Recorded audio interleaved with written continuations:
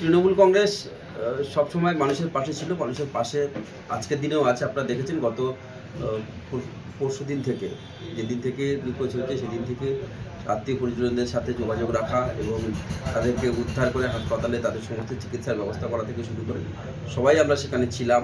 আমি, আমাদের সম্মানীয় বিধায়ক মঞ্জুর পাটকা সহ মৎস্য ইউনিয়নের সমস্ত সবাই ছিলেন এবং আজকের দিনে তারা প্রত্যেকটি মৃতদেহ ইতিমধ্যে শনাক্তকরণের কাজ শেষ, পোস্টমর্টম সহ করে তারা সবটা তাদের যে ক্রিয়াকার্য করার কথা সেটা তারা করেছে। সাথে সাথে তাদের বাড়িতে গিয়ে পরিবারবর্গকে সমবেদনা জানানোর তো কোনো ভাষা নেই। এই সমস্ত বিষয় আপনারা সবাই জানেন যে একটা মর্মান্তিক দুর্ঘটনা ঘটেছে।